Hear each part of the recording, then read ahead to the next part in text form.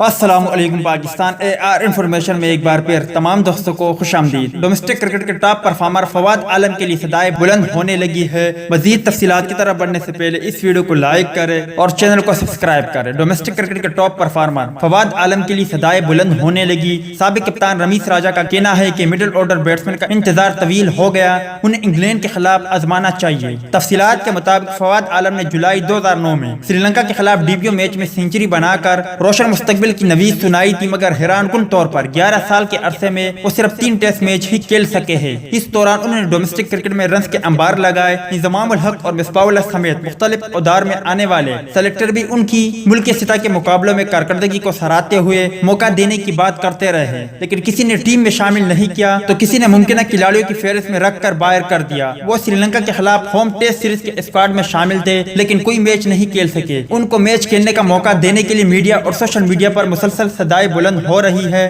سابق test opener Ramiz راجہ نے کہا کہ ڈومیسٹک کرکٹ میں تسلسل کے ساتھ عمدہ کارکردگی دکھانے والے کرکٹر کی عمر ڈل رہی ہے، لیکن وہ کیریئر آگے بڑھانے کے لیے ایک موقع پانے کے مستحق ہے۔ انہوں نے کہا کہ فواد عالم طویل عرصے ٹیم کے آس پاس رہتے ہوئے بھی انٹرنیشنل کرکٹ میں صلاحیتوں کا اظہار کرنے کے منتظر ہے۔ مزید وقت گزرنے پر بڑھتی عمر کے اثرات ان کے اعصاب پر نمایاں ہونے لگے گی۔ انگلینڈ کے خلاف ٹیسٹ سیریز میں مڈل آرڈر بیٹسمین کو صلاحیتیں ثابت کرنے کا ایک موقع ضرور ملنا چاہیے۔ رمیز راجہ نے کہا کہ ویسٹ انڈیز کی فتح سے پاکستان کے اعتماد میں اضافہ ہوگا۔ میزبان کی بیٹنگ میں کمزوریوں کا گرین کیپس بھی فائدہ اٹھا سکتے ہیں، البتہ جوئی روٹ کی واپسی انگلینڈ کے لیے تقویت کا باعث بنے گی۔